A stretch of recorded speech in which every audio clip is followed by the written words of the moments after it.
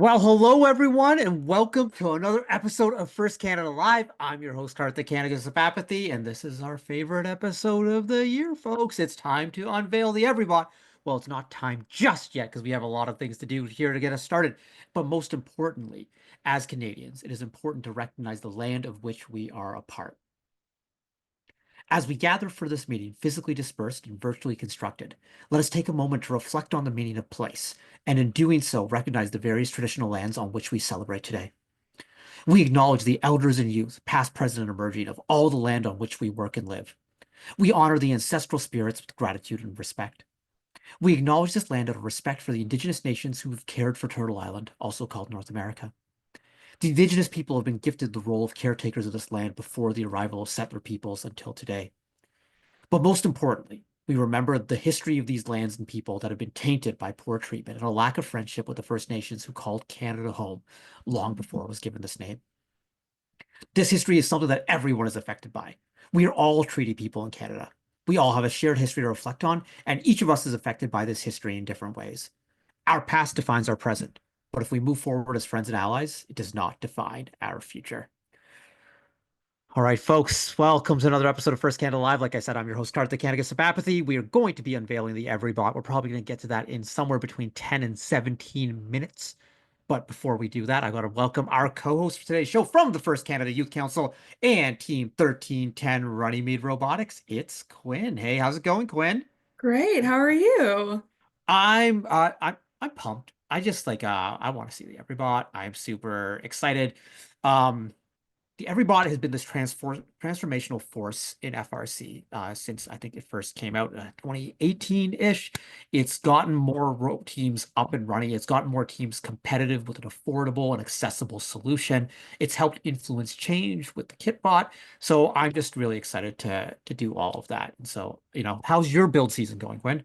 Oh, my build season's been going great. I'm the design lead for my team, so it's been a very busy time, but it's been super exciting. Just seeing how this game is gonna go by with like strategy and how we're gonna build our robot. It's just been super fun. Yeah, there's a lot to this game. There's so much Oh, yeah. going on in this game. I think, I'm gonna give a PSA to all the teams out there. You're probably trying to do too much right now. But I think we'll talk about that throughout the show. I just think that you don't have to do everything in this game, and it's just so much better to do a smaller amount of things and be really, really good at them as opposed to just try and do everything and slap on another mechanism. You don't have to do everything in this very, very complicated game. Yeah, So 100%. like we said, Quinn, we are talking everybot. We got Jenna Kay and Brandon coming on, so that's what we're here for. Hey, Yeah. folks, throughout the show, if you have any questions for the Everybot team, please post them in chat, and we will try and answer as many questions as we can. Questions that we can't answer in chat, I'm pretty sure the Everybot group will take to their Discord and answer them there. So that'll be good. But yeah, so post your questions there. Also, folks, remember why we're here. We're here to have fun and celebrate excellence in our community, but gracious professionalism more so than anything, folks. So let's keep that in mind. The core values of First are oh so ever important. And to get us started, Quinn, it is busy right now. So how are you, and the youth council members taking care of yourself right now? So it might sound a little silly, but as the season starts to ramp up, especially right now as design is in full swing, I can find myself stressing about almost everything, especially with exams next week as well. One thing that really helps me is to have a good glass of chocolate milk. Oh, yeah. Whether it's at home or if it's going out with the team Tim Hortons order, I love it. It's amazing. I have this minute where I can just enjoy a little treat and have a little sit down and have my chocolate milk. It's really, it's helped me a lot. I don't know. It's like a little Okay. peaceful moment. I love it. That is great. I love it. So, hey, Quinn, what's your favorite chocolate milk? You want the carton? Do you want those plastic bottles? Do you get the chocolate milk in the bags? Do you mix your own? What's your chocolate milk I strategy? I love a good, like the larger cartons, not like Yep. the big ones, but like the little The ones. 500 ml. Yes, I Yeah. love it. I love it. And like the little paper straws, they always fit so perfectly with the little lip. Oh, it's perfect. Yeah, I yeah, love it. yeah. Yeah. I was a big fan of like mixing my own. Also, not always using chocolate, but using Ovaltine. So it's like Oh, it's chocolatey, but not chocolate or hmm. whatever. So that was like a comfort food. So yeah. For me during build season, it was less chocolate milk, but hot chocolate during build season. 100%. Yeah, yeah. Those cold for our viewers, I know we have people tuning in from all across the globe here, but in Ontario, build season is cold. It is cold, and it just the shop is always cold because people are always opening the door and grabbing stuff from cars or whatever. And then like someone like brings in a like, oh, I picked up some metal or whatever. And the metal is like you're afraid it's going to get stuck to your skin. It's so cold. I don't know if people are aware that Yeah, that's a thing that can happen. And so I'm just like, 100%. hot chocolate's just like, oh, this feels so good. This feels so good. I don't know why I'm drinking down here. I'm pouring it on my body. I don't know what I'm doing here, but all right. Okay. I know people want to get to the Everybot, and we have some news updates. We have a lot of news updates, so I'm going to try and speed run these news updates. Okay, teams, if you, all teams, you have vouchers. With the kit of parts, you get the virtual kit of parts, all sorts of vouchers. There's discounts. There's discounts for get 6 free springs, okay? But teams who opted out of the kit of parts drive base or black tote, remember, $450 Andy Mark voucher, 125 Andy Mark, 125 Rev. You can use those in the American stores. Canadian teams can use them on the Canadian versions, i.e. so Studica for Andy Mark or revrobotics.ca. Quinn, scholarship time. Are you Oh, yeah, aware of the First Canada scholarships? 100%. They're All amazing. right. And you got your applications done, ready to go, ready to submit? Almost. Almost. Not Well, yet. you've got 17 days to get those ready. The First Canada scholarships are due on January 31st. Don Bosey Leadership and Innovation, Canadian Women's STEM Award, First Canada Indigenous Award. All the details are going into chat right now. Chat's over there for me, for you, it might be over here, but like for chat, it's there. All right, there we go. We got the link in. Next up, hey, if you are a team in Canada and you are interested in running a First Canada summer camp this year, please join us for an info session on January 27th from 7 p.m. to 8:30. This is a great way for your team to get involved in the community, fundraise, and build leadership opportunities for students on your team. Folks, you are going to get a giant grant and free Spike Prime kits if you want to run a summer camp. So like those are kits that you can use to promote FLL Challenge for as long as you want, and you'll get a nice piece of a good size grant from First Canada to do this. And no better way than to develop the pipeline. Quinn, you were an FLL Challenge student, weren't you? I was right before COVID happened. So Right. it was the City Shapers. City That's what Shapers, and it was. that's how you it kind of came to first and got into the youth council. You had another youth council member with you, right? Victoria was on Oh, your yeah, FLL yeah. Challenge team. It Yeah, was yeah, with yeah. me. Great opportunity there. So link is going into chat right now on summer camp, so take a look. Uh, First Canada Live, our show. All right, folks, show schedule. We've been back-to-back weeks. We will be back on February 27th, where we will be talking about FLL Challenge provincials, FTC provincials, and we'll have some FRC head referees on the show, kind of getting us ready for Reefscape. And then we'll be coming back every week after there's events in Ontario. We'll have a show and we'll be recapping the show. We'll be doing a deep dive into strategy. Quinn, I know you're a drive coach, so I know you're super up on the strategy, so I know you'll Oh, be yeah, watching. Are you co-hosting one of 100%. those? Are you co-hosting one of those? I'm doing the provincials recap, Oh, actually. there you go. So we'll do Yeah. lots of strategy right there. So that'll be a Oh, fun yeah. one. So also so turn on notifications on YouTube if you're watching this there. If you're watching us live on Twitch, turn on notifications. If you're listening to us on Spotify, turn it on. And the link to find us on Spotify is going into chat. Teams in Ontario, if you want to network with the community, like if you're like, oh my goodness, I can't figure out where to get my coral right now. No one has the right pipe, or I can't find the elevator parts I need. There's no better place to post than the First Ontario Team Support Slack. Link is going into chat right there. Great place for all of the information. You have so many amazing mentors in there. So many Woody Flowers finalist award winners who are just there to offer their help. It's a good time. And for our First Canada alumni, stay connected with us. Take a look at the link in chat. This is where you can find out how to get on our mailing list, our LinkedIn group, our alumni corner. It's all the stuff. And speaking of alumni corner, this January, towards the end of the month, we're going to do this very special episode on securing internships and co-op opportunities during your academic journey. So this is a great one for our alumni, especially the ones who are just first, second, third year university. Come to Alumni Corner and learn from the experts on how to get these best co-op placements. So link is going in chat in a second to where you can sign up for notifications for Alumni Corner. All right. And we have a couple quizzes for you folks. Oh my goodness, there's so many links in chat. We have so many updates here. If you want to take the First Canada Bronze Badge Safety Quiz, the link is going in chat. If you do this and I think get over 80%, bring your screenshot to any First Canada event where there is a swag table, and you will get a little patch that you can put on your sweater. It's kind of cool. It's awesome. I Also, have a couple. It's you awesome. have one? Yeah. Oh yeah, you I put on my say shirts. It's nice, awesome. nice. Yeah. There we go. Safety approved. Also, if you want to get acquainted with our game rules, well, hey, take the game rules quiz that's going in chat right now. It's a great place to learn about the game. Make sure you know everything about Reefscape. Make sure there's not going to be any surprises when you get to the event. All right, folks, we have finished our news updates. So here's the deal. We're going to play a sponsor video, and then we're going to be back talking to everybody. So stay tuned, and we'll be back in a moment after a word from one of our sponsors, 3M.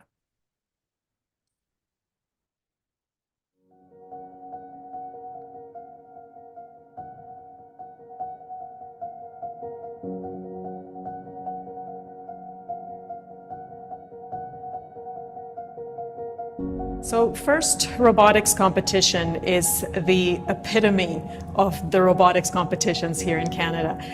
It's an opportunity for high school students to get involved in the engineering design of an entire robotics system. People think robotics is all about building the robot, right?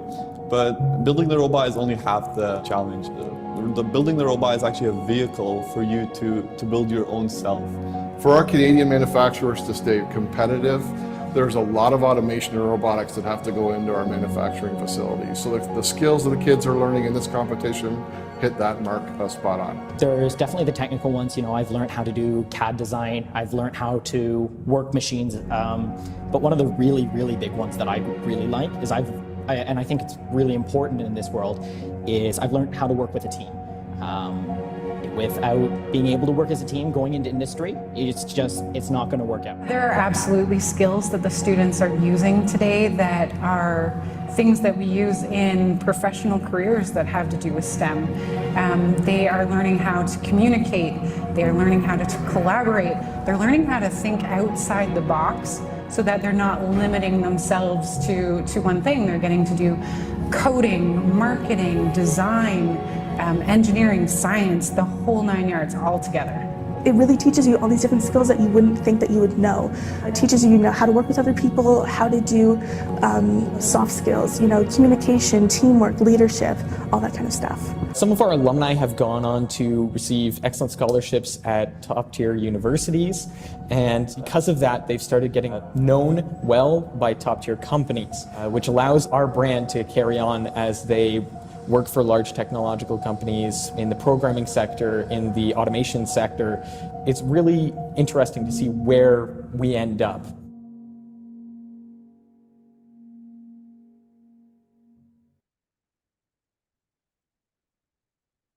All right, thank you, 3M, and we are back. All right, folks, it's time to bring out our friends from Team 118 and the Everybot crew, starting with Jenna K. First alum of Team 3184, Blaze Robotics from Burnsville, Minnesota, current mentor of Team 118, alumni of the University of Minnesota Twin Cities, and a project manager in the Planning and Integration Division, as well as the lead technical writer in a flight simulator study in the Space Environment Test Management Office at the NASA Johnson Space Center. Hello, Jenna. Hello, that title feels like it just keeps getting longer. Jenna, how many jobs do you have, girl? Like, take a break. I just love space. I love NASA. You're just And I love doing Everybot. everything. You love Everybot, you love First, you love all these things. Thank you for being here. Thank you for being here. Thank you for doing this. But hey, before we chat, we got to invite another huge part of the Everybot team. Has been on the show a few times. First alum of Team 1023, the Bedford Express from Michigan, and current mentor for Team 118, the Robonauts from League City, Texas, mechanical engineer for NASA Johnson Space Center's Dexterous Robotics team. It's Brandon Sidoti. Hey, Brandon. What's up, y'all? Yo, welcome back. Dude, you're saying y'all, you really are a Texan now. I'm trying to assimilate. I dropped a couple things pretty early. I don't say pop anymore. I'm a soda guy now. Oh no, boo. Hey, Boo. Jenna, what do you call it? I still call it pop because I'm also Okay. from the Midwest. Yeah, but so Ontario, for those who don't know, and most of Canada, we're a pop country. We're not a soda country. We're a pop as you country. should be. Yeah. 100%. Well, honestly, I can kind of handle soda, but I can't handle people who call it all Coke. It's like Yeah. when you start calling a Sprite a Coke, no, It's a that's brand. weird. It doesn't work that way, you know? Yeah, yeah. Chat's, Michigan gang from chat is saying, yeah, they like pop on top. Already a comment for you, Jenna K from Lisa Ramraj. I love your glasses. I knew the glasses were gonna be Thank a you. topic. Yes, Thank you. yes. Old Thank you. friends reuniting right here. Libby, soda? Really, Libby? You went to school in upstate New York. Like, come on. I don't know. That's I have to talk about that one. First ran over my Jordans with the Segway. Now you're saying soda? Like, what's Oof. going on right here? All right, folks, that's the general chit chat. All right. Everyone's excited. Everyone wants to see what's going on here. So I think it's time to find out what the 2025 EveryBot is about. Everyone ready for this? So viewers at home, we are playing this without sound just because Twitch and copyright is a little bit weird. Right after the video, you'll be able to find a link to the video both on Chief Delphi and in the Twitch chat. So without any more delay, let's take a look at the 2025 EveryBot.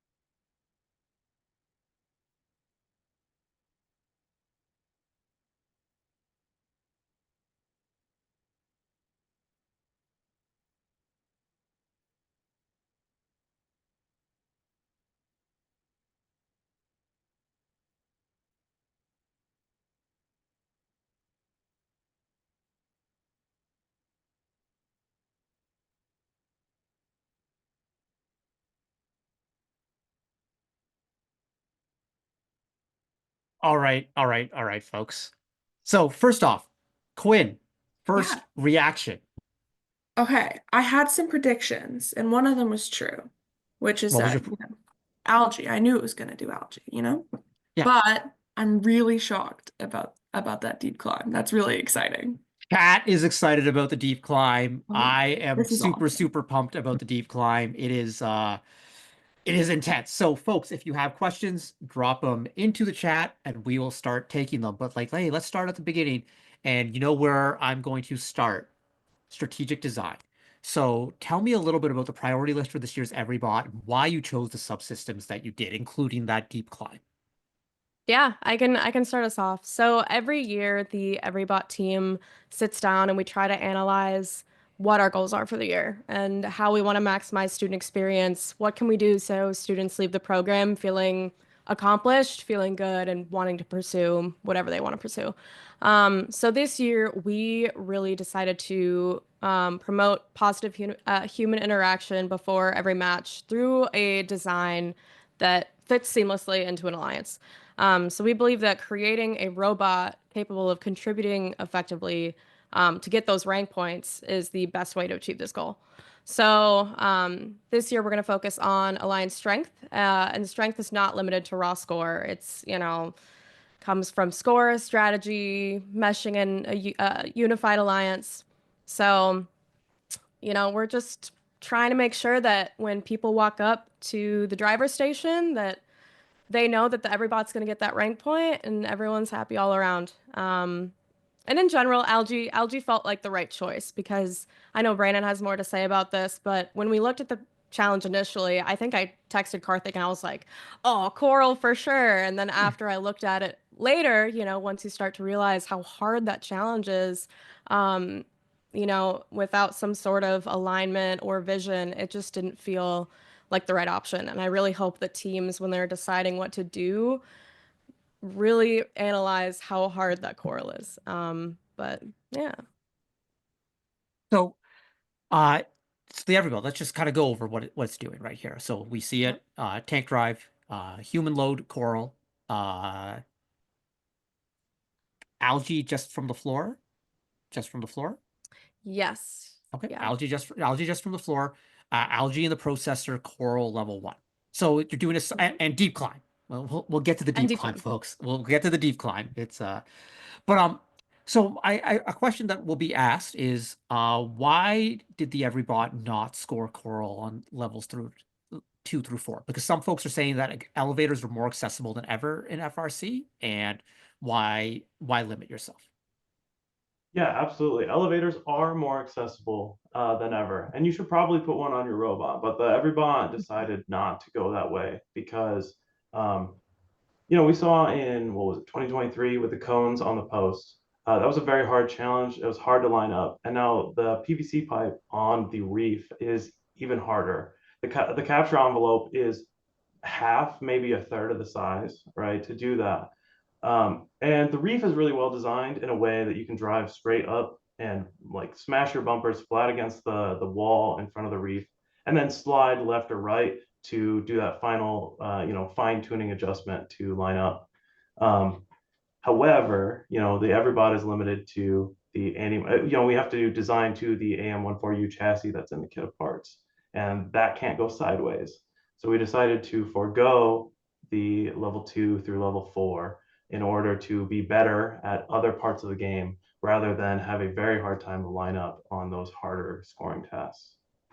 I think those are that all makes sense. I mean, we say it all the time: jack of all trades, master of none. Better to do a few things, and I think you've really locked in on a few things. Want to get to a couple questions here from chat. So, if I recall correctly, the goal of the Everybot this year was to contribute to every ranking point. Was algae scoring a priority over higher levels of coral, or was the ability to score algae driven mostly by how achievable it was? I mean, personally, so a big thing that the Everbot can do is we have a little bit more time to design the robot the way we want to. And so we actually take 2 whole days talking about strategy and alliance cohesion and stuff like that. We personally believe that algae is probably the most important game piece on the field.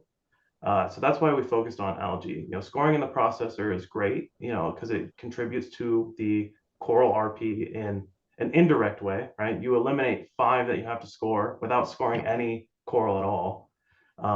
And then being able to improve the robot later, it opens it up more in the algae mechanism than it does really in the coral mechanism. Jenna, I think this question's going to be for you, but can you explain more about how contributing to every ranking point helps promote positive human interaction? I don't I disagree, would love but to. it doesn't seem obviously true to me. So I figured this would be up your alley. Yeah, I was reading that. I was like, I hope Karthik says that out loud. So I'll just give you a scenario. You're an Everybot team. You go Can we into role your play? match. Can we role play? Okay, yeah, sure. Am Okay, I the Everybot or are you? I'm the Everybot. You're big mean Okay. 118. Okay, I'm 118 wouldn't do what I'm about to do. Disclaimer. Okay, so you're big mean team from somewhere.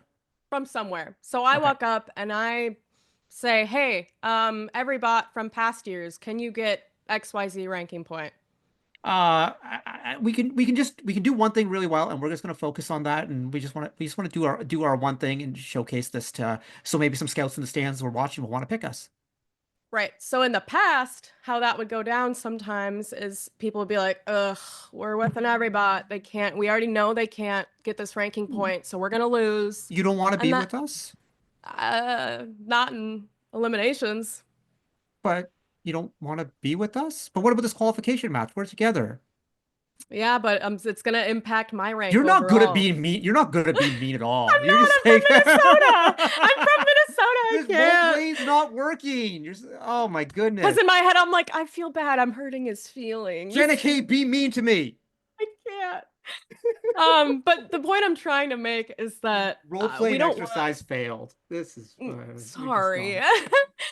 We don't want teams walking up and already getting flack from their alliance that they're not going to get that ranking point. That's what we mean by promote positive interaction. We want people to see Everybots and be like, nice, I know they're going to get that algae. We're going to get that ranking point. Like, that just makes a better experience for everyone all around. I'm dying because chat's like, should have swapped those roles. I think that's like that's a what compliment, I thought. I was like, but also kind of like there's calling me mean. I'm a nice person, right? Right? So nice. Thank you, Super Quinn. nice. Thank you. I Exactly. appreciate that. I appreciate Maybe we'll that. try again next year for every bot. We'll flip it again. We'll do some role playing at championship. It could be part of my conference session, I'd love that. Yeah. But but seriously, I think it's important because uh everyone wants to contribute. Every team wants to feel value. And I think there's an awkward understanding in some of these alliance interactions that when teenagers know when they're not wanted. I think it's something that teenagers are really good at. Actually, teenagers are hypersensitive to it and sometimes think they're not wanted when they actually are wanted. And I think that a lot of teams can feel that sometimes. They might assume, oh, that team, because they're so good, probably doesn't want us there or whatever. But the EveryBot gives you confidence now to be like, oh, wait, they do want, because I know I'm going to be able to do, I'm going to lower the amount of levels that we need to hit. We only need to hit 3 levels, and I'm definitely going to put 5 coral in there because I think that seems like a reasonable goal, right? 5 coral for this robot. Oh yeah. Yeah. Sidonie's like, oh Absolutely. yeah. Mhm. All right. Quinn, do you got a question about this deep climb? Everyone wants to hear about the deep climb. Okay, well, I just want to know, how'd you guys come to this conclusion? Like, how'd you guys decide how you're going to do it? So it starts with a lot of prototyping. Everybody, we have a big team that came back for this year's EveryBot, which was super appreciated. And everybody immediately wanted to prototype the climb, specifically the deep climb, right? Because that's the coolest part. Oh, yeah. And so we went through a bunch of different failed attempts, right? And we learned from those. And then we realized that even though that it looks really hard, it's actually deceptively simple. If you break it down into like 2 major steps.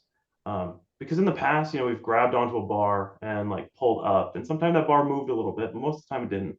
And then it's very easy to visualize exactly what the robot's going to do because the bar doesn't move. This year you've got a chain that moves, and then a thing on the end of the chain that moves differently than the chain does. So the EveryBot climb, we found if you break it into the 2 parts of get the cage into a known like rigid orientation, and then once you accomplish that goal, you can just pull up on it, just like every other bar we've climbed on, in the past 20 years of FRC. So that's interesting, Brandon, because as a mathematician, that just reminds me of like when you're trying to solve a problem in math, the first thing to do is try and change the problem to something that more relatable. And it's like when you break down a proof, it's like, okay, where can I pull this from and do that? And so you're doing the same sort of thing here where it's like, let's get this cage to become static and then do it.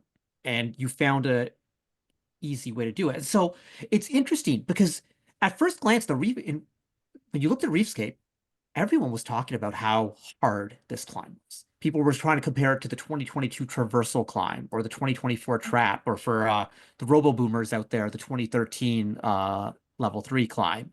And so Brandon, oh no, I'll go off topic later.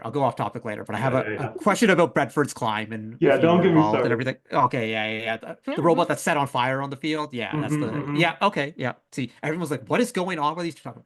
But so this like looks super difficult.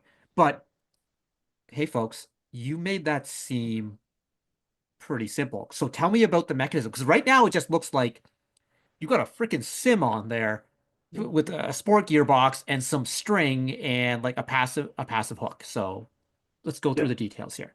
Yeah, so we did actually have a sim on there for the majority of the design process, but we swapped it to the Neo that comes in the kit of parts pretty late on, Okay. with relatively no difference in the mechanism.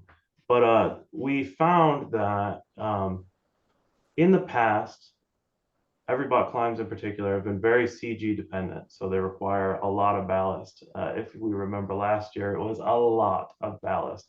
And so we tried very hard not to do that this year.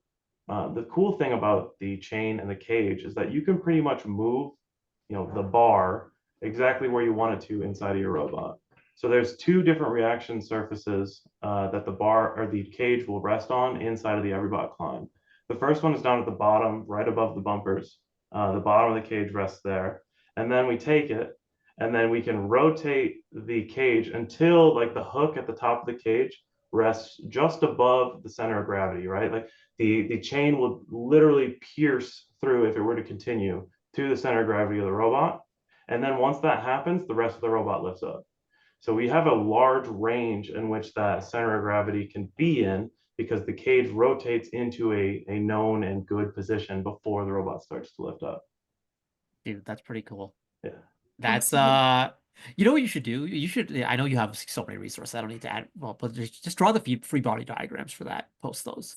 Because Yeah, I think that would be, absolutely. I think it would be like, it's a good thing there. Hey, by the way, folks, chat saying FYI, Everybot docs page isn't live yet. So I don't know if Yeah, so we're working on that. Our Okay. documents will roll out kind of sequentially. This robot took a little bit longer to get together, so we wanted to make sure we got the CAD and the BOM and everything, so you could start working immediately, and we will be doing subsystem by subsystem rollout. And that's actually part of what I'll be doing for the Climb subsystem documentation on that website. Is a free body diagram-ish showing how to adjust your climb if you build it and then your robot does not climb how you expect it to, because we do have built-in adjustability for this end mechanism. fancy. So question on the climb. Was the decision to do deep climb over shallow climb predicated on allowing a do-it-all robot to complete more cycles to try and score a last few coral for the RP and not need to end game? It was, I mean, Brandon, you can jump in, but it was certainly something we talked about. I don't know if that was like the end all be all, but we did prototype for some shallow climbs, but ultimately we were just super pumped about deep climb, and we really, I think that this deep climb, dare I say, is going to be like the 2023 intake. Brandon, what are your thoughts on that? I mean, I sure hope so. You know, if not a direct like dupe, I hope that it solves a lot of issues for teams. I love the 2023 intake because what it allowed is for teams to be like, oh, that problem is pretty much solved. Let me take it, modify it a little bit, and then I can spend the rest of my build season on the rest of my robot. I hope what that does, if you don't build, you know, an Everybot totally, and you just take parts of it, that allows you the rest of your robot to get more TLC and just a more beneficial use of your time in the build season. So it's interesting now. This climb, you've simplified this climb for the community by putting this out there. And that actually, so like the Everybot is not only just, you know, contributes to alliances and whatever. It's popularity because it's of how much this climb could get used, whether it be on an Everybot or on something else, affects the calculus of the game. And it could actually change the metagame here. I hate using the term metagame because it's just such a weird sort of thing or whatever, but it changes the calculus of the sport. And because when looking at this, when I saw this game at first blush, I saw easy ranking point, the auto ranking point that I feel like should be happening most of the time. So one robot can score and the other two can at least move, and you just turn on your motors and A-stop at worst. It should be easier than the 2018 auto ranking point. By the way, chat is super distracted by your cats. It's amazing. I'm so sorry. No, like- they're celebrities. like- I was like, someone, Doomed Meteor. Oh my God, I can't read.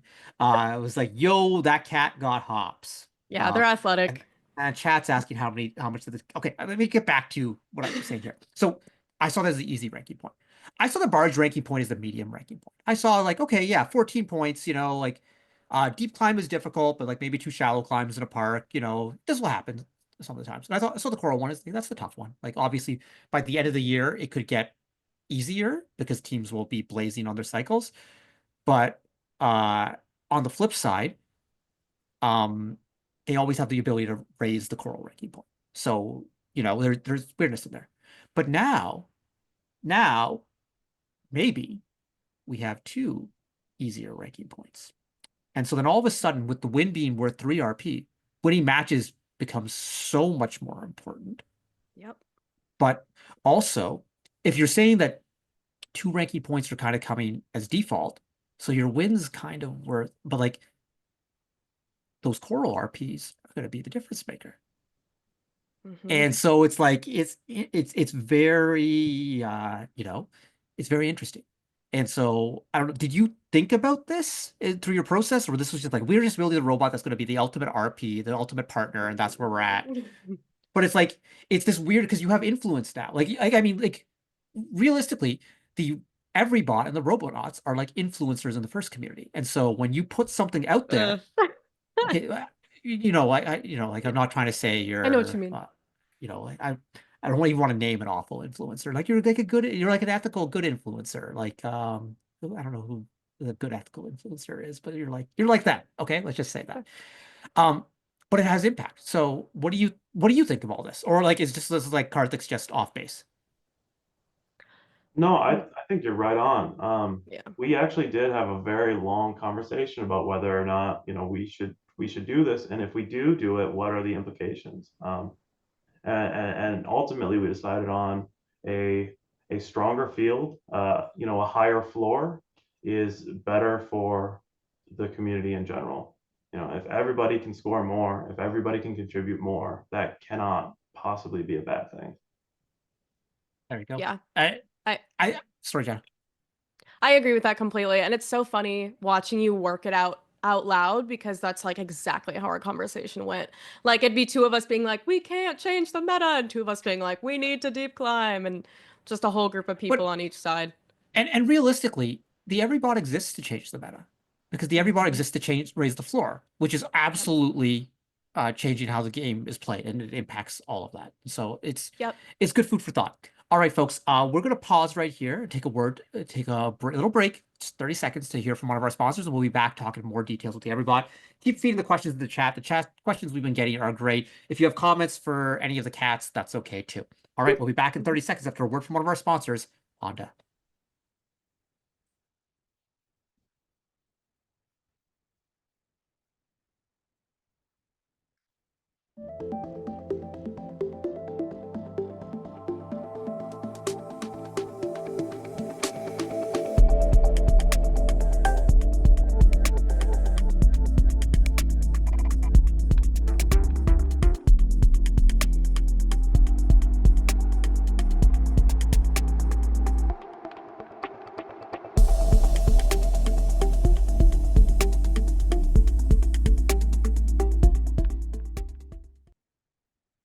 Oh, 30 seconds goes so fast. I was like trying to read through chat. Now I got to figure out how to turn my camera back on. There we go. There we go. All right. Before we get back to our planned questions here, let me just take another one from chat. Actually, no, we'll do some planned questions before we go back to chat, because we're going to tie in there. So let's talk about algae. Tell us a little bit about the algae mechanism. Yeah, so I can take that one. I think you used the phrase robo boomer earlier. And I don't know if that's an Adrienne Emerson special. Okay, that's her term. Shout out Adrienne, we love her. Yeah. But I think that we almost qualify as robo boomers at this point. We've seen thousands of robots that have an intake for a ball game object. So this robot is no different than that. So it's a deployable arm that has a little roller on top. I mean, it's pretty straightforward. One way deploy, or can it retract? Yeah, it can come back up, back in, Okay. back out. That's a big part of it, Yeah. Is it pneumatics or motor? All motor, and very cool. I don't know if anybody's noticed this yet, because I haven't been watching chat or anything, but we use the Kitbot intake plates to mount both our deploy motor and our roller motor. Nice. Okay, that's very, very cool. And then the coral mechanism. What advantages does your coral intake have over other designs that are out there? Okay, I'll be honest. Not a whole lot. I'm just gonna be real. The Kitbot, we really only have good things to say about the Kitbot, and the Kitbot does the trough coral super well. It was designed to do it, and boy, does it do it.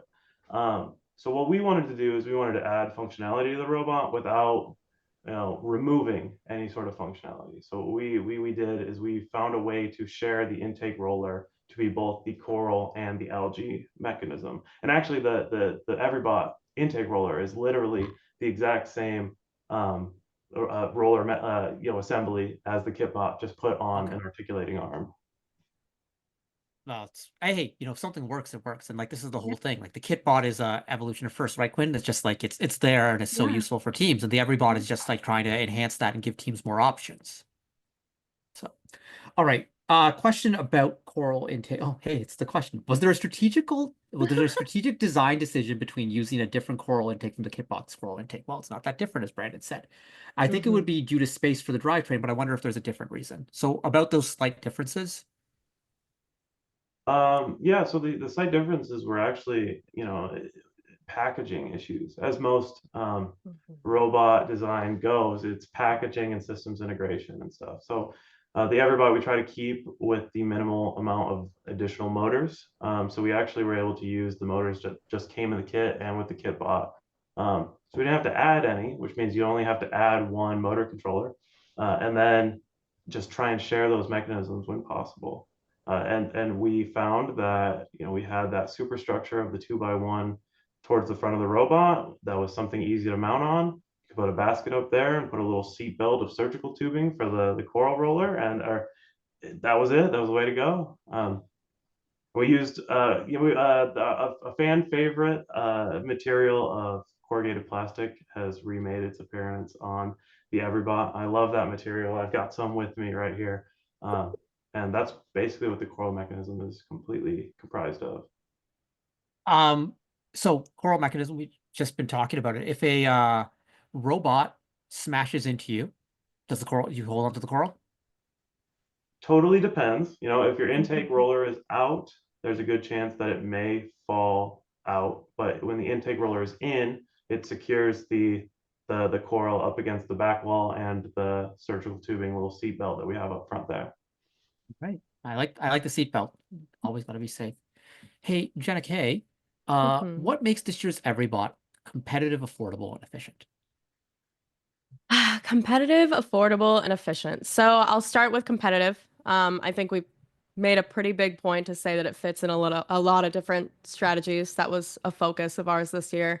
Affordable, we love the Kitbot. We put it together and we're like, what parts can we use? That was a really fun challenge for us this year. It also utilizes 3D printing, as y'all will see when we post the CAD. And it's also the last one, efficient.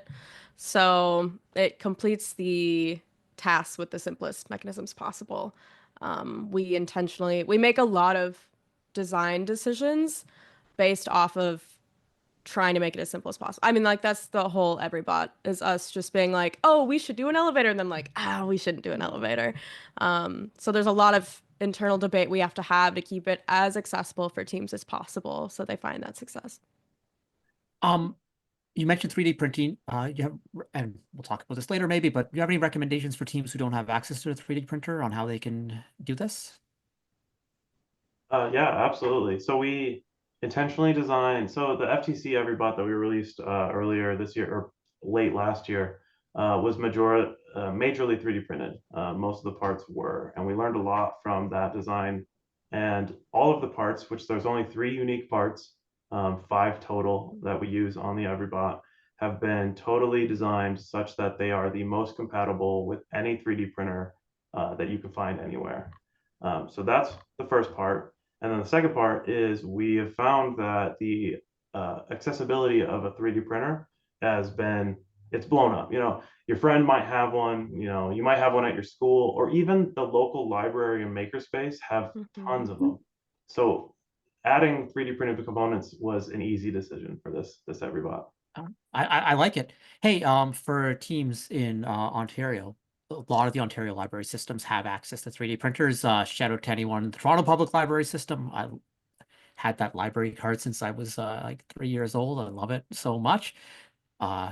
They have 3D printers that you can print on. You can even rent them, borrow them or whatever. Just go to your local library hub, and always good things happening at the library. Love the library. Big fan. Quinn, what's your local library? My local library, there's actually one right across from my school, so where my team is based. But I actually learned how to do like 3D modeling at a library to do some 3D printing. So it's libraries really are the best. I freaking love libraries. I went to like summer reading camps at the library because they were free, and like my family, at the time it was a country we couldn't afford other summer camps or whatever. But the library summer camps were the best. I just loved them so much, and I read like 1,000 books. It was great. All right, I'm going to stop gushing about libraries, but Quinn, you got a question for Jenna and Brandon? Yeah, I mean, I have a little bit of a comment first is honestly, like coming at this with a strat perspective, I think that this year's Everybot is just perfect, right? Because it can get that co-op, because just looking at the game, I can predict, because we were talking about the ranking points being so close this year, that co-op point I feel like is really going to come into play this year, and having a robot on your alliance that can get that co-op is really important, especially in qualifications. And so one question that I do have is, how well does the algae intake work on bouncing algae? I'll start that one and you can finish it out. But it does work. So we tried it with a lot of bouncing balls. And Brandon can elaborate, but the only thing I want to be mindful of is sometimes when you're driving and trying to do algae, and this is a little bit tangential, the Everybot can go up onto the algae. And I know I immediately messaged Karthik. I was like, oh my gosh, like we have to bring this up just in case, but there's a couple different ways to mitigate that. Slicker bumper material, having your bumpers low to the ground. But I just wanted to make sure I slipped that in there somewhere. Well, you know what? That's a good segue into a question that we have here. I know we're going a little bit out of order here, but there's some challenges in this game.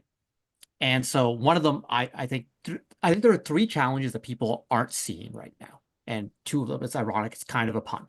But one, there's the driving up on algae issue, where I think it's going to be way more common than people realize. I think it's really important for teams to take advantage of the fact you don't have to use pool noodles for your bumpers anymore, and use a square edge so it's not curved, and that's going to prevent rounding up. And then keep your bumpers as low as possible. There's no reason for your bumpers to be, well, maybe there is. I haven't thought of one yet, but who knows if there isn't.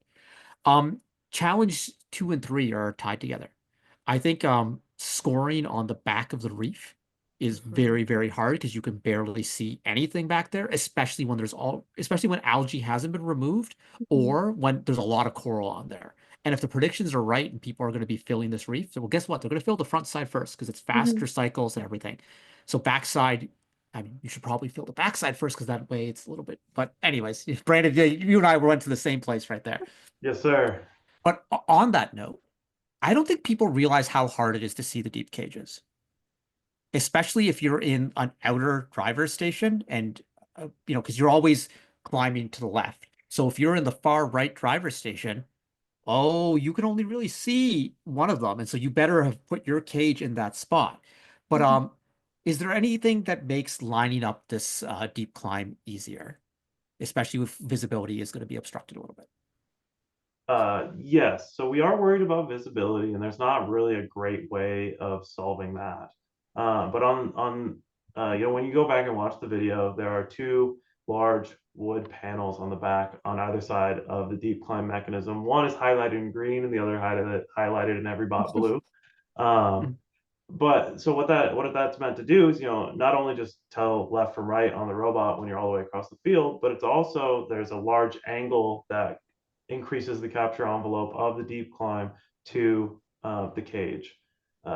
You can line up almost entirely off center, and these large, we were calling them walls. These walls with angles at the top will recenter the cage into your robot for a successful lineup.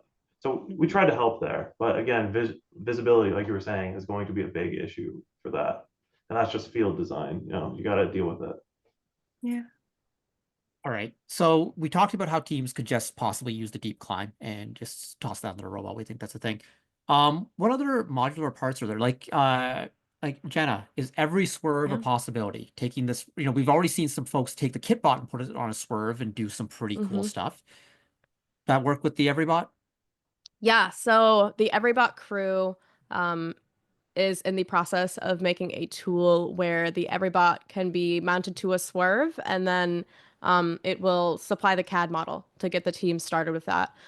So that'll be released hopefully soon, but maybe after the bomb of the CAD. and maybe after you all take a little bit of a break. I think you need to get some sleep. I'm taking a nap immediately after this, actually. But yeah, so we're really excited, and we know that Swerve is almost the new floor. Like it is very necessary to be very competitive. So we want to make sure that we are doing our part as a Everybot crew to try to make things accessible when we see that we can help.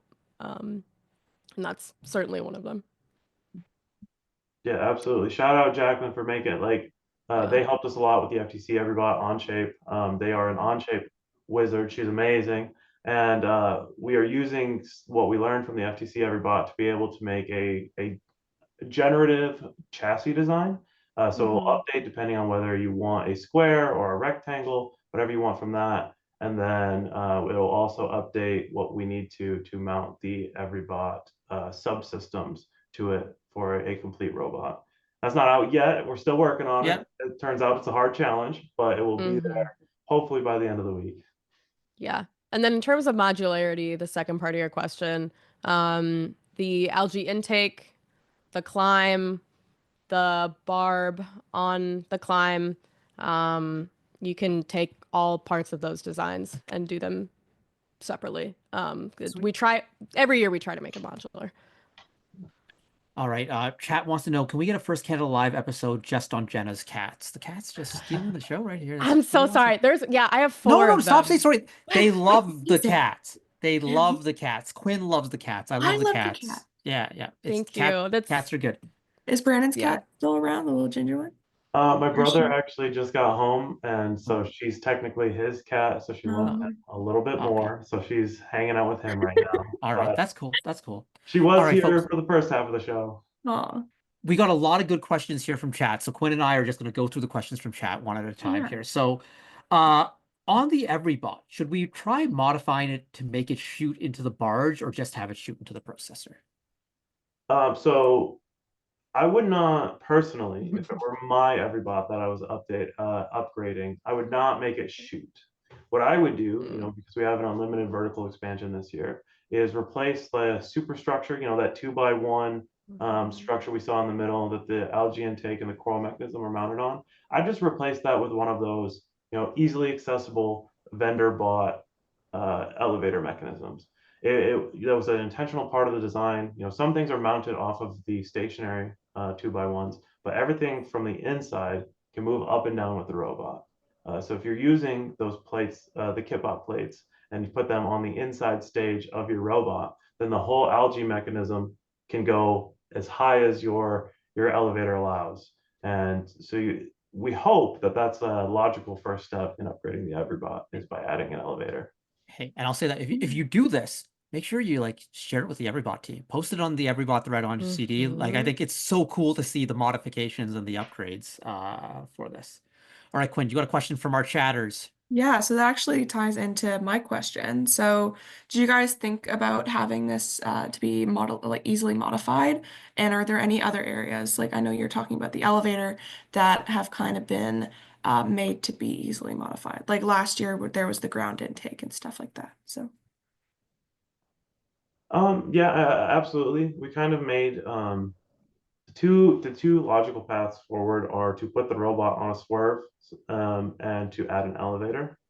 But absolutely, if you want to use any of the other individual parts of the robot, you could put them on any robot that you want and then modify it accordingly. But we really hope that the elevator and the swerve are the first steps, and then that's about where our design intent ended. But that doesn't mean where the robot design ends. That the Everybot's meant to be like a starting point, right? It's a stepping stone. So you have this, and then whatever you do past that, you've got the rest of the build season. We had 9 days, so I don't know what the next step after that is, but I'm excited to find out. Yeah, one thing that was really high on my list is some sort of mechanism to remove the algae from the reef. We almost made that a will. We were super close, but we ultimately decided to focus our efforts in other areas. So I would love to see a team come up with some sort of mechanism on an Everybot to remove that algae. Okay. Next question. This is an interesting one. It's a little bit more philosophical, or maybe it's not philosophical at all. Maybe it's just engineering. Who knows? Do you think the Everybot is held back by using brushed motors? Would you recommend teams buy brushless motors for their own robot? Definitely yes, but also no. So in this particular EveryBot, we use one Neo because the Neo came in one of the bins in the kit of parts. I don't remember which, but we had it available to us. And honestly, like I said earlier in the show, we had it on the intake rollers because generally you want your intake rollers to spin quickly. And then we swapped it onto the climb, and there was really no performance difference between the two. Brush motors are better in most ways, right? But they're also much more expensive. The biggest, in my opinion, the biggest benefit to them is the space that they do not take up. So the Neo is pretty much the same diameter as a Sim, but it is much shorter. And then with the Kraken and Falcon and the likes of those, the motor controller is built in, so it becomes a much easier packaging issue. But I don't necessarily think that this robot is held back by the fact that we use mostly Sims. In fact, the Sims through the drivetrain, one of our earlier posts on the Chief thread recommends actually decreasing the gearing or the top speed of the kit of parts chassis, because we found that the Sims with that particular gear ratio was, dare I say, too fast. I've driven a lot of robots. A lot of other people on the EveryBot crew have driven a lot of robots. And when we put the kitbot together, first off, the first thing everyone said was, "Wow, this thing is quick and it's hard to turn and it's hard to maneuver." So in that case, we were absolutely not limited by brushed motors. That makes sense. I think also like one advantage that you get from the modern smart motors is the built-in encoder as well. I think Okay. it does that piece there or whatever, but pretty sure because you're using the kitbot drive, there's directly a spot to add an encoder, and so there's lots of ways to solve this sort of thing. But folks, okay, Robo Boomer point right here. FRC was fine with brush motors. It was pretty cool back in the day when you could get a Sim for $25 and a speed controller for $50.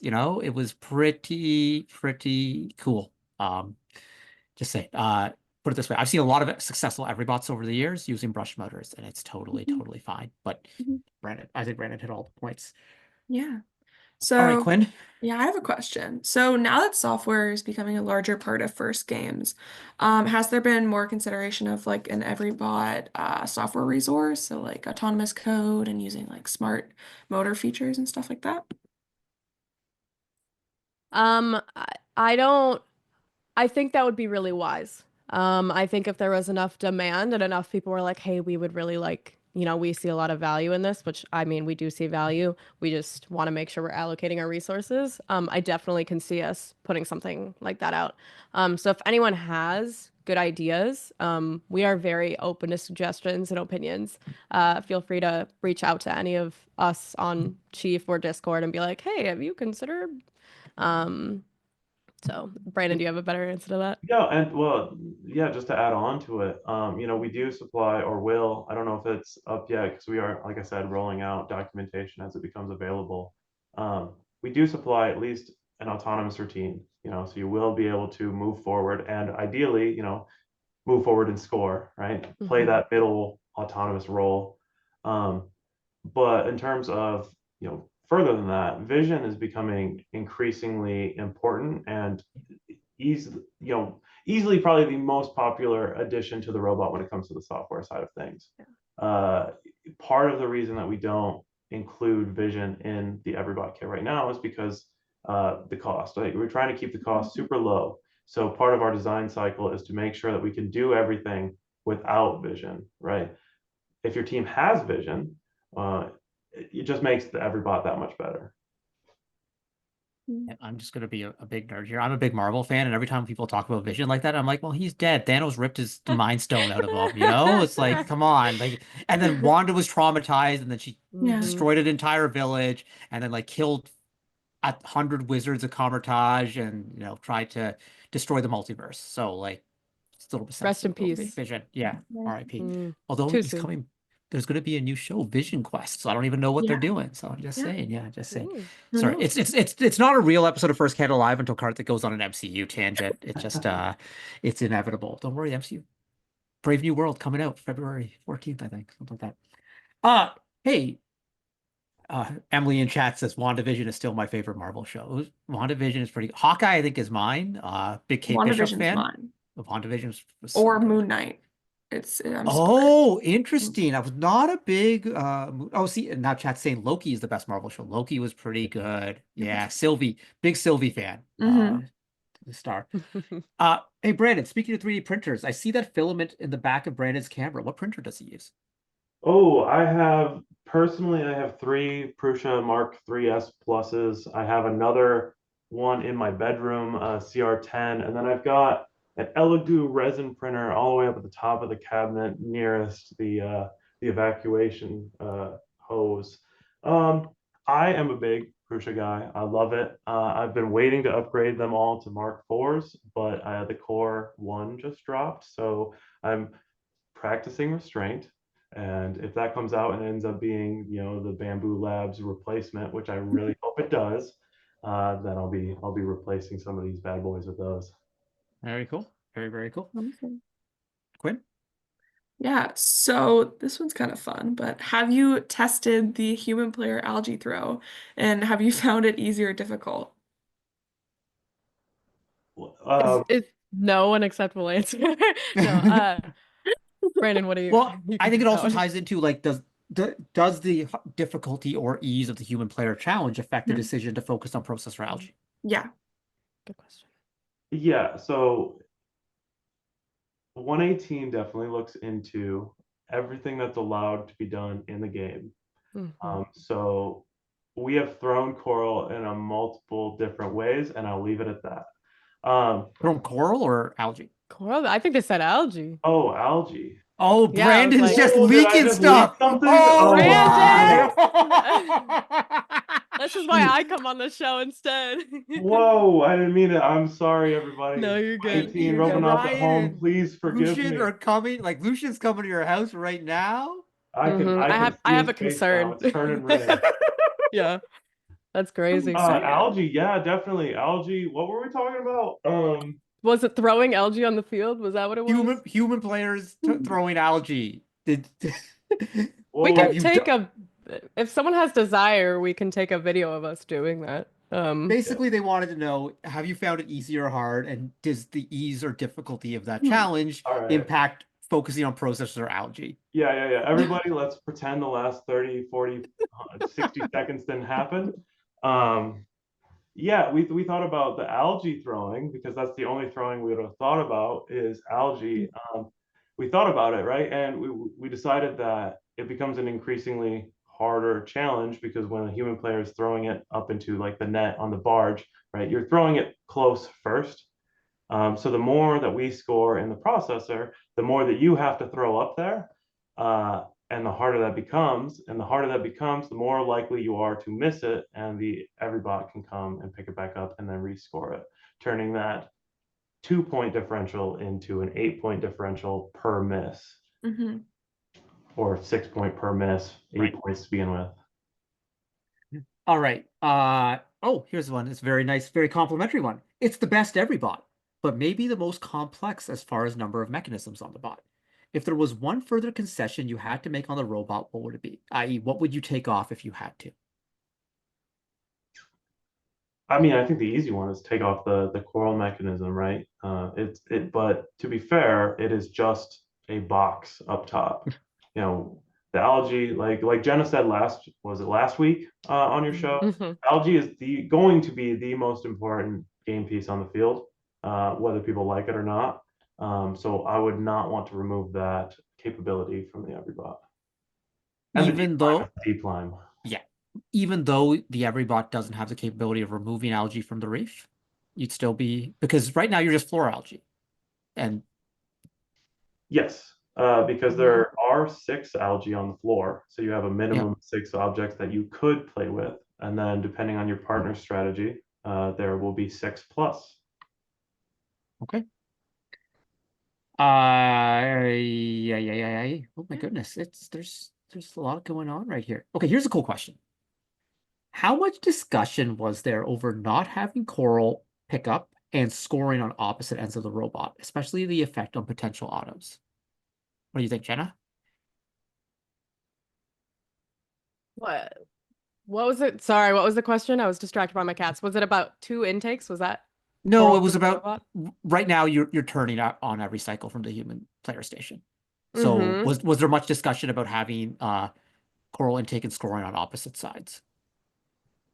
I don't. There was some discussion. I don't know if it was in depth though. Brandon, do you want to add to that? Yeah, we definitely had discussion about it. Mm-hmm.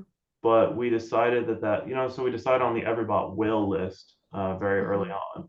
And we got to the point where we would be still a success, it would still be a successful robot design if the robot had to turn between cycles, because we would play out, everybody, well, maybe I don't know if everybody does it, but we try to do like human robots. We all get on the field, we move around and try and score as if we were robots. And people who grabbed forward and then scored back were being just a little bit more efficient than the robots that grabbed it and then turned around and then scored, because a lot of the people played into what we thought the Everybot cycle is going to look like.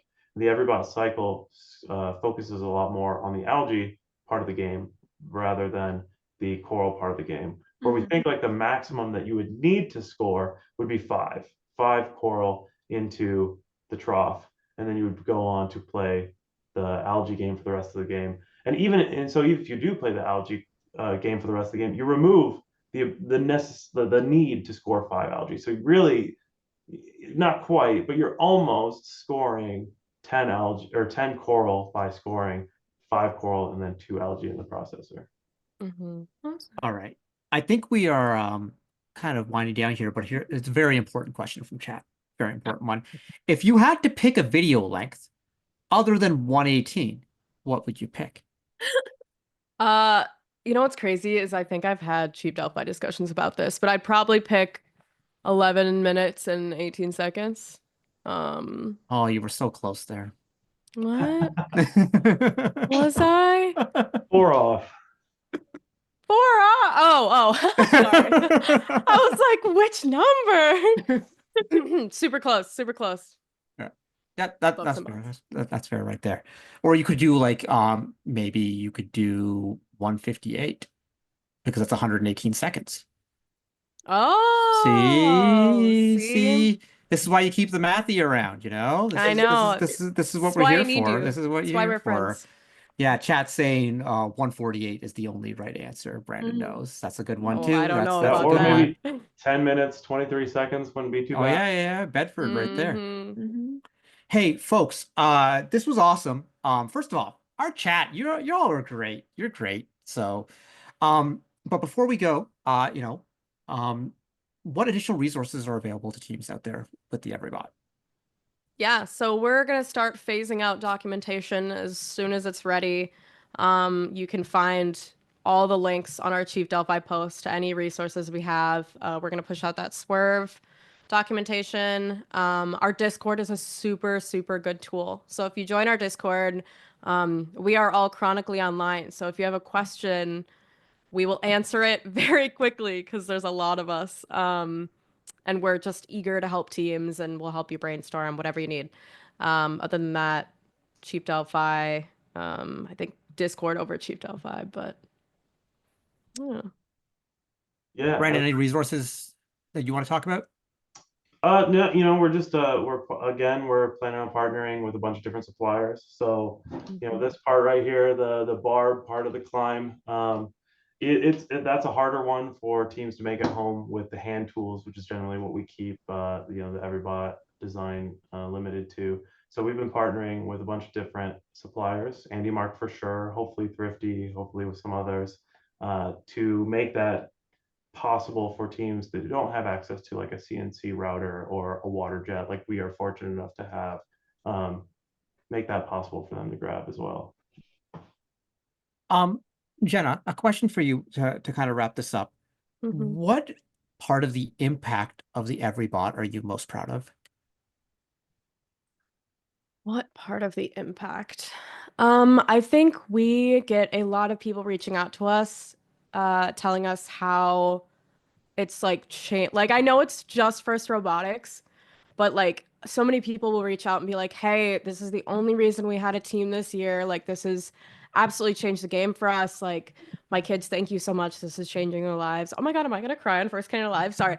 No, but it's like a big deal. It's why we do it. And 118 has a lot of passion for, taking our resources and making sure that other people have that that moment where they're like, yeah, I do want to go into engineering. So I think we're very proud of the wide adoption. We're also very proud of the KitBot because ultimately that was the goal, right? Was to get some sort of EveryBot like thing for every team in First. And First was super crazy awesome for like taking that and running with it. Yeah. Hey, this is just one person's opinion right here, but I think the EveryBot has been the most impactful FRC resource created.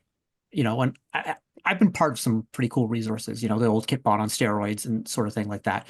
But this is it. And for me, it's two things. One, maybe it's just one thing. It brings accessibility to this program to folks. Yep. And I think it's one thing, we have so many great sponsors and grants who bring teams into communities, into schools or whatever. But the EveryBot allows a team to do more than just exist. It allows them to compete and it allows them to feel value. And Jenna, you talked about the human interactions piece of it. Every team in First, thanks to the EveryBot, has the opportunity to take this and make sure that they can have meaningful contributions and be a part of an alliance and feel that sort of thing where it's like, I'm proud of my accomplishment. I'm bringing something to the event. And that's so cool. And there's been other things at First too. I'm not saying this is the only thing that does it. I love the KitBot. It is amazing. This is the same reason why I will go to the top of the mountains and scream about how important the KitBot is. But the EveryBot is like the precursor to this, but also the evolution of it. And so I want to thank Team 118 for continuing to do this. There's a reason First Canada reaches out every year. We love to have you on the show because it's important for us, for our community, specifically in Ontario. We've seen the impact that the EveryBot has had on Ontario. Quinn, how many teams do we see every year doing this sort of stuff?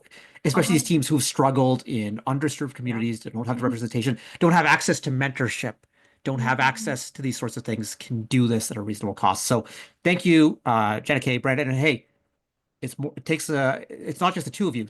Shout out some people who've been a big part of this for you. Oh my gosh. Okay. We're both gonna talk over each other. Shout out Maggie for the video. Shout out all the students that there was so much student prototyping this year. Shout out Jacqueline for documentation. Shout out our friend Boomy for the bomb and doing everything else. I don't know. Yeah, Brandon, keep going. Silas, Ryan, Ryan. Oh man. Feels like an awards show where the music's playing and we're like trying to be like, thank you, It's like mom. Yeah. Except with First Canada Live, the elk starts walking out, Like That's exactly, it's the elk. No, it's elk time already. Yeah. No, but for real, like everybody on the team, I've tried to tell them all individually. I'll tell them all again. The reason that the EveryBot can be what it is because of the support that we have from the members of the EveryBot crew, the 118 alumni that come back, the 118 students that help us in prototype. Even though there's a beautiful white and gold robot being built in the other side of the room, they come and help. Is it already white and gold? It's already white and gold. Don't scare me. Some parts of it are already, yeah, absolutely. Quinn and I are just like, oh my goodness. But so that's what I mean though, is huge shout out to those students that have decided to come and help on the hacksawed robot rather than the beautiful white and gold one that's sitting right there. It's super enticing. It just shows that that's how important that this program is to everybody on all levels of the the Robonauts family. Well, I think that's a great note to end this on. Quinn, any final words? I think the EveryBot's amazing. I've been on a finals alliance with an EveryBot. They were our captain at Humber 2 seasons ago now. All right. And I love them so much. It brings, there's some teams that work out of closets and storage rooms and stuff, and I think it really brings amazing opportunities to every single team, no matter the resources that you have. So yeah. All right. Well, thank you, Jenna Kay. Thank you, Brandon. Thanks to everyone on Team 118 and all the all the folks that are orbiting 118 who help with the EveryBot project, because I know it's bigger right now. Folks, it's build season. Just keep building away. And please, folks, week 2, week 3 is sort of like when teams start to get a little bit discouraged sometimes because you start to see other things out there and you're like, oh, we don't have anything yet. Every team moves at their own pace. Just get a robot together that does a few things really well for your first event. Maybe even doesn't do those things really well yet. You'll get there. Community is there to support. Reach out, ask for help. We will be back on February 25th. Taking a little bit of a break right here so everyone can build robots. We'll be celebrating teams from the FLL and FTC provincial championships and a discussion with our FRC head referees. Shout out to the group chat. Turn on notifications. Thank you to our producers who've been monitoring this in chat. Thank you to all our moderators. And thank you to everyone who's in chat. You're all great. This was a great show. You can watch the Everybot link on YouTube and all the other places. We'll be back in a couple month and a half, let's say, month and a half. All right, folks. OHIO, big game on Monday night. Have a good night, folks. What the heck? I loved that.